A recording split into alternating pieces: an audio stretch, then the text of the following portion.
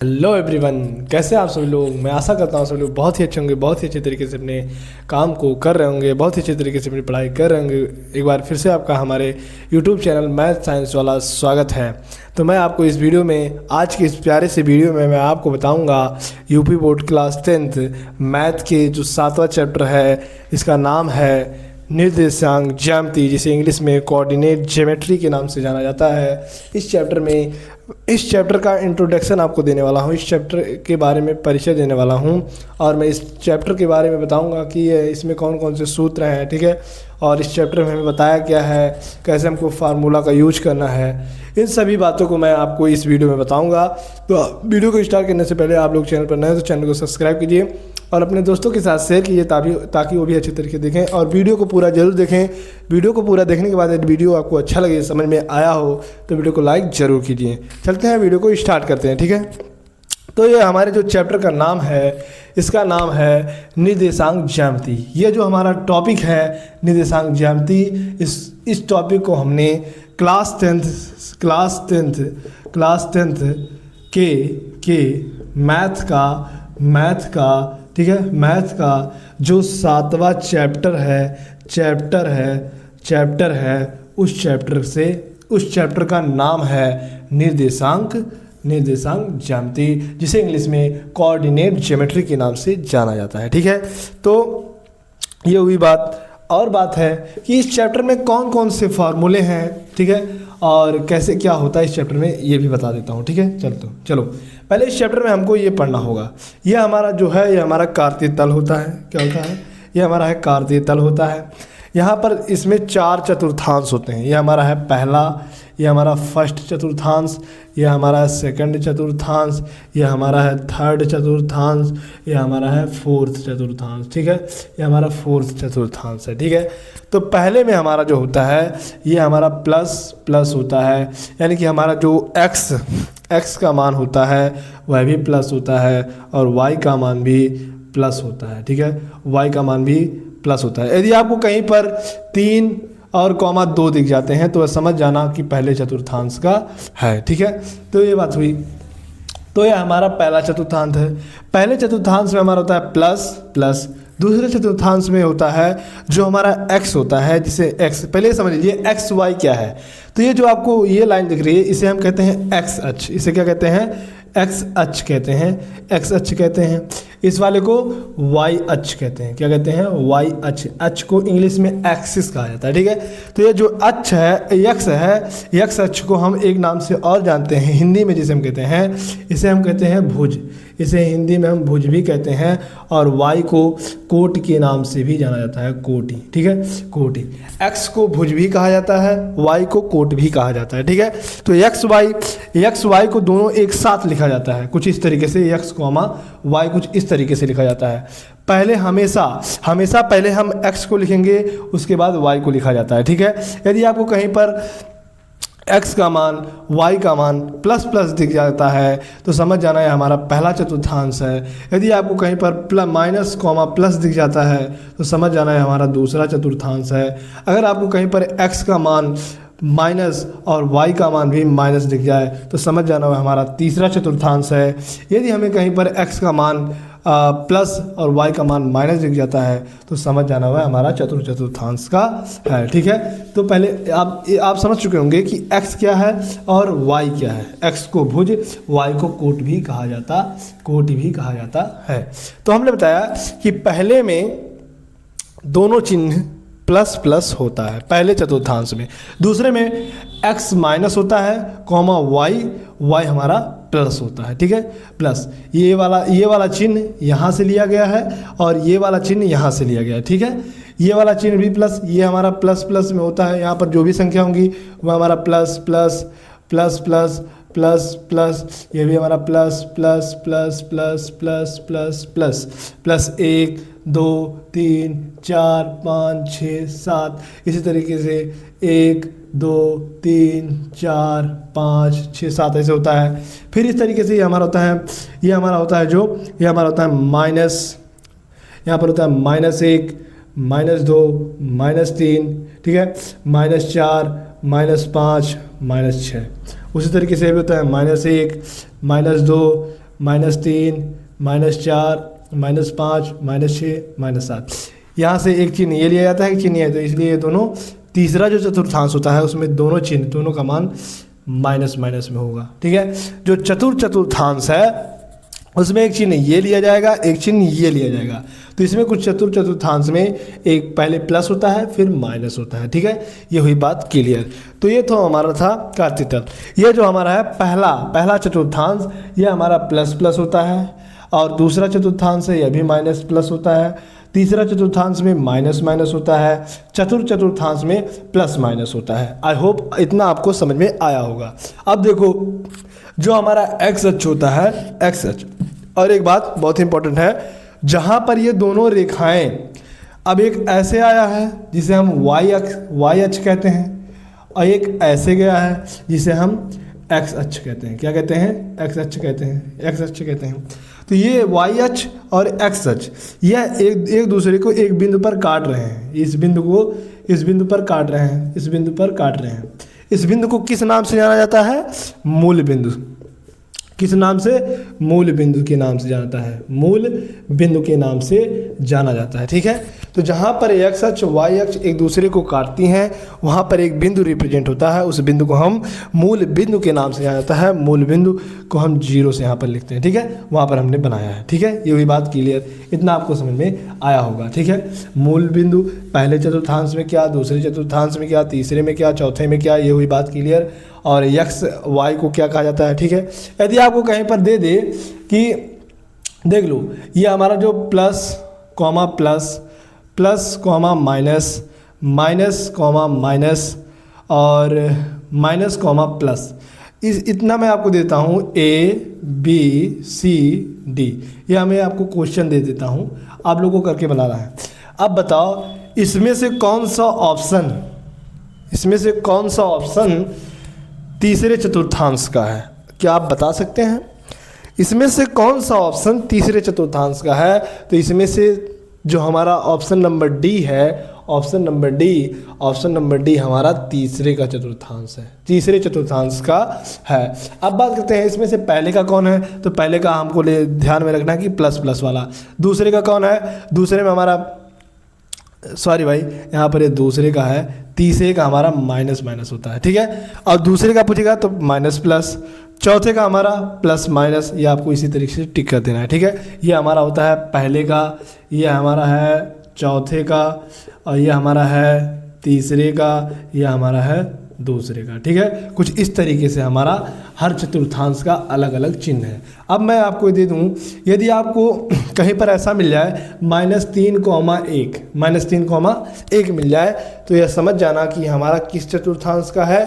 तो यह हमारा दूसरे चतुर्थांश का। क्यों? क्योंकि हमारा -3 है, यहाँ पर हमने माइनस देखा, +1 है, कोई चिन्ह नहीं लगा इसलिए इसमें प्लस रहेगा तो प्लस हो गया। आपको ये चिन्ह दिख रहा होगा प्लस माइनस प्लस, तो यहाँ पर माइनस प्लस है दूसरे चतुर्थांश का। ठीक है, इसी तरीके आपको मिल जाए 5,5, इस तरीके से आपको मिल जाए तो समझ जाना यहाँ पर भी प्लस है, यहाँ पर भी प्लस है, तो जब प्लस प्लस दिया पहले चतुर्थांश का है। ठीक है, आई होप इस तरीके का क्वेश्चन यदि आपके MCQ में आता है तो आप समझ सकते हैं कि कैसे इसका आंसर किया जाएगा। ठीक है, अब बात करते हैं आगे।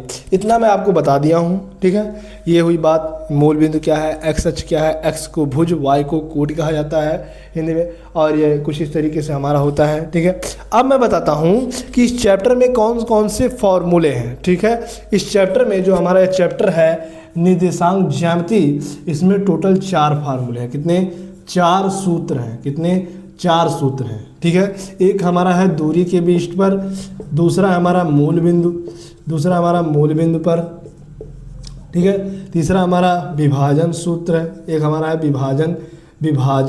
विभाजन सूत्र है। ठीक है, एक है हमारा मध्य बिंदु के निर्देशांक, ये हमारा मध्य बिंदु के निर्देशांक पर भी एक सूत्र है। कुछ इस तरीके से 4 फार्मूले हैं। अब वो फार्मूले कौन कौन से हैं मैं आपको बता देता हूँ। ठीक है, तो चलो वीडियो अगर समझ में आ रहा है आपको अच्छे तरीके से तो वीडियो को लाइक जरूर कीजिएगा। ठीक है, अपने दोस्तों के साथ शेयर भी कीजिएगा।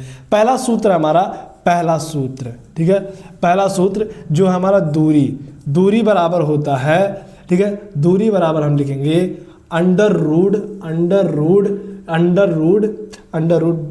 ब्लू वाले इसके से लिख देता हूँ, अंडर रूट आपको लिखना है कोष्टक एक, फिर लिखना है x माइनस एक्स, ठीक है, x माइनस एक्स, तो यहाँ पर लिखना है 21, x2 माइनस x1 का square plus y2 minus y1 का स्क्वायर। इस सूत्र को आपको अपने दिमाग में नोट कर लेना है, क्योंकि इस सूत्र से क्वेश्चन जरूर बनता है। हर इस साल हर सेट में इस सूत्र से क्वेश्चन जरूर बनता है, ठीक है। तो ये हमारा दूरी सूत्र x2 माइनस x1 का square plus y2 minus y1 का स्क्वायर, ये हमारा दूरी सूत्र हो गया, पहला फार्मूला, ये हमारा पहला फार्मूला हो गया। अब बात करते हैं दूसरे फार्मूले की। दूसरा फार्मूला है, दूसरे फार्मूले का नाम है दूसरा फार्मूला, जिसे हम कहते हैं मूल बिंदु से दूरी। क्या है? मूल बिंदु से दूरी, दूरी, ये हमारा सूत्र होता है मूल बिंदु से दूरी, under root x square minus y square. नहीं, कुछ गलत हो रहा है। हाँ देखो यहाँ पर क्या, x square plus y square, ये हमारा होता है मूल बिंदु से, देख लेते हैं एक बार। हाँ, मूल बिंदु से दूरी, क्योंकि भाई फार्मूला है, फार्मूला में जरा सा भी मिस्टेक होगा आपका पूरा सवाल गलत होगा, प्लस आपका टाइम भी बर्बाद होगा, इसीलिए सभी को ध्यान से देखकर बताया जाता है। तो मूल बिंदु से दूरी का सूत्र होता है x square plus y square, ठीक है। एक्स वाई क्या है मैंने आपको बता दिया है, इस वाले लाइन पे एक्स होता है, इस वाले लाइन पे वाई। आपको फार्मूला ऐसे लिख कर देगा, आपको क्वेश्चन में ऐसे लिख के देगा कि ये हमारा है p माइनस 3 और प्लस 2 और लिखेगा क्यों 5,6, इस तरीके से देगा। तो जो पहले लिखा होता है वह हमारा x का मान होता है, ठीक है, x का मान होता है, और जो बाद में लिखा होता है वह हमारा y का मान होता है, ठीक है। इतना ध्यान जरूर रखना, क्योंकि जो इस तरीके से देगा 4,3 इस तरीके से देगा, इस चैप्टर से जो क्वेश्चन बनेंगे, तो जो पहले लिखा होगा उसे हम x का मान कहते हैं, x का मान होता है, और जो हमारा 3 है ये हमारा y का मान होता है, ठीक है। इतना बात जरूर ध्यान में रखना, ठीक है। ये हो गया बात क्लियर। तो कुछ इस तरीके से देगा आपको, इस तरीके से x y का मान दिया रहेगा, आपको कुछ नहीं करना, इसी फार्मूले पर रख देना है, ठीक है। तो 2 फार्मूले आपके हुए कंप्लीट। अब बात करते हैं तीसरे फार्मूले की। तीसरा फार्मूला हमारा क्या है? तीसरा फार्मूला हमारा है विभाजन सूत्र। क्या है? विभाजन सूत्र। विभाजन सूत्र के नाम से हम जानते हैं, विभाजन में होता है, यहाँ पर हो जाएगा, देखो यहाँ पर इस सूत्र को 2 तरीके से लिख सकते हैं। एक तो ऐसे लिख सकते हैं, हम ऐसे लिख सकते हैं mx प्लस mx अपान m प्लस m। अब देखो इतना मैंने लिख दिया, अब ध्यान से देखना, मैं टिक बता रहा हूँ। यहाँ पर रहेगा 12, यहाँ पर रहेगा 21, यहाँ पर रहेगा 12, 12 21 12, m1 plus x2 plus m2 x1 m1 plus m2, ये हमारा हो गया x के लिए। x का मान निकालना होगा। विभाजन सूत्र, विभाजन वाले क्वेश्चन में यदि हमसे x का मान पूछेगा तो यह फार्मूला जो है यह x के लिए प्रयुक्त होगा, यह फार्मूला x का मान निकालने के लिए प्रयुक्त होगा। और यदि इसी तरीके से y का मान निकालने का होगा तो my plus my upon m plus m, 12 21 12, ठीक है। m1 y2 plus m2 y1 m1 plus m2, ठीक है। ये हमारा विभाजन सूत्र हो गया। x का मान निकालना होगा तो ये वाला फार्मूला, y का मान निकालना होगा तो ये वाला फार्मूला, विभाजन वाले क्वेश्चन में, ना कि सभी क्वेश्चन में भाई। अब बात करते हैं चौथे फार्मूले की। चौथा फार्मूला हमारा है जिसका नाम है मध्य बिंदु के निर्देशांक। क्या नाम है? जिसका नाम है मध्य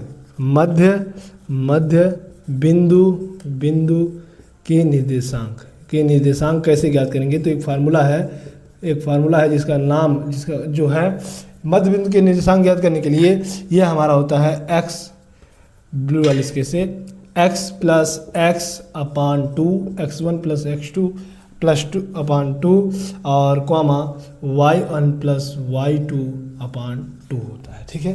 कुछ इस तरीके से हमारा फार्मूला होता है, ठीक है। यह हमारा हो गया फार्मूला। तो मध्य बिंदु के निर्देशांक आपसे देखो कुछ इस तरीके से, आपसे बोलेगा एक लाइन है जिसमें एक बिंदु, ऐसे आपको एक रेखा दे देगा AB, ऐसे लिखेगा ए बी, लिखेगा ए बी रेखा पर एक बिंदु है जिसका नाम है बिंदु सी, ऐसे लाइन दे देगा। फिर ये जो हमारा रेखा है ना, ये रेखा पर जो ये बिंदु है ना, इस बिंदु का निर्देशांक पूछ लेगा। आपको इन दोनों का मान दे देगा, इन दोनों का मान दे देगा, आपसे इसका मान पूछ लेगा, इसका निर्देशांक पूछेगा। तो इसका जब निर्देशांक पूछेगा तो एक्स वाई होगा ही इसका निर्देशांक।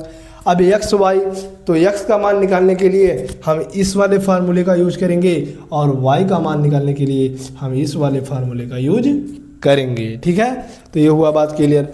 और इस वाले सूत्र में दे देगा आपसे इन दोनों का अनुपात पूछ लेगा। यह अनुपात वाला क्वेश्चन के लिए होता है। इसका अनुपात दे देगा, ये हमारा होता है m1, यह हमारा होता है m2, यह हमारा m1 m2 होता है। तो इसका मान दे देगा, इसका मान दे देगा, और हो सकता है इसका भी मान दे दे। तो आपसे इसका और इसका m1 m2 का मान पूछ सकता है, और इसका मान दे सकता है, इस किसी एक का निर्देशांक भी पूछ सकता है। तो जब कुछ इस तरीके से क्वेश्चन आए तो हम कुछ इस तरीके का फार्मूले का यूज करेंगे। x का मान निकालने के लिए ये वाला, और y का मान निकालने के लिए ये वाला यूज करेंगे। फिर आता मूल बिंदु से दूरी पूछेगा। अब मूल बिंदु आपने बताया कि जब x और y एक दूसरे को काटते हैं तो यहाँ पर जो बिंदु होता है इसे हम कहते हैं मूल बिंदु के नाम से जानते हैं। किस नाम से? मूल बिंदु के नाम से जानते हैं।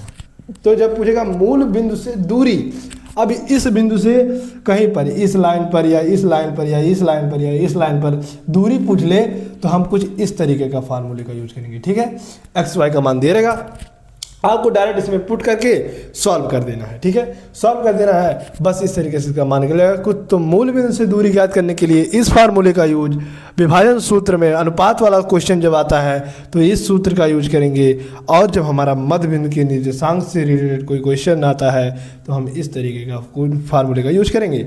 और बात करें दूरी सूत्र बहुत ही इंपॉर्टेंट सूत्र है। इस सूत्र से हर साल किसी ना किसी सेट में, हर सेट में हम कह सकते हैं कि इस सूत्र से रिलेटेड क्वेश्चन आता है। ठीक है, तो दूरी सूत्र हमारा होता है x2 माइनस x1 का square plus y2 minus y1 का होल स्क्वायर अंडर रूट के अंदर। तो ये दूरी सूत्र हो गया, ये मूल बिंदु से दूरी सूत्र हो गया, विभाजन सूत्र हो गया, मध्य बिंदु के निर्देशांक का सूत्र हो गया। तो निर्देशांक ज्यामिति यानी कि जिसे हम कोऑर्डिनेट ज्योमेट्री के नाम से जानते हैं, इस चैप्टर में टोटल हमारे यही चार फार्मूले हैं। इसी चार फार्मूले को आपको अच्छे तरीके से याद कर लेना है, अच्छे तरीके से लिख करके प्रैक्टिस कर लेना है, क्योंकि भाई ऐसे फार्मूले हैं जो हर टाइम भूलते ही रहते हैं। तो आपको इसको पहले प्रैक्टिस करना है, अच्छे तरीके से प्रैक्टिस करना है। प्रैक्टिस करने के बाद आपको इस पर बेस्ड क्वेश्चन भी लगाते चले जाना है। क्वेश्चन ना समझ में आए तो हमारे यूट्यूब चैनल मैथ साइंस वाला पर जाइए, वहाँ पर आपको इस चैप्टर से रिलेटेड जितने भी क्वेश्चन हैं वह कराते हुए मिल जाएंगे। ठीक है, तो आई होप ये हमारा जो निर्देशांक ज्यामिति है, मैंने इस वीडियो में इस चैप्टर के बारे में अच्छे से इंट्रोडक्शन दिया, परिचय दिया कि कौन से फार्मूले हैं और इस चैप्टर में क्या है, x क्या है, y क्या है, ये सभी बातें मैंने आपको अच्छे तरीके से बताया। तो आई होप आपको अच्छे तरीके से समझ आया होगा। तो समझ में आया होगा तो वीडियो को लाइक कीजिए, चैनल को सब्सक्राइब कीजिए, अपने दोस्तों के साथ शेयर कीजिए और अच्छे तरीके से पढ़िए। बस आपसे एक ही हमारी यह विनती है। देखो एक बात और सुन लो कि एक शब्द है जिसका नाम है क्या, मैं बता देता हूँ। एक शब्द है जिसका नाम है मेहनत। क्या नाम है? मेहनत। और एक शब्द है जिसका नाम है सफलता। एक शब्द है जिसका नाम है मेहनत, एक शब्द है जिसका नाम है सफलता। जो यह हमारा मेहनत शब्द है यह हमारा होता है राजा, और जो हमारा सफलता है यह हमारा होता है गुलाम होता है। किसका? इस राजा का। आप हो सके तो समझ चुके होंगे कि जो हमारा मेहनत शब्द है ना, यह हमारा होता है राजा, यह जो सफलता शब्द है इसे हम कहते हैं यह होता है गुलाम, और वो भी किसका गुलाम? इस राजा का।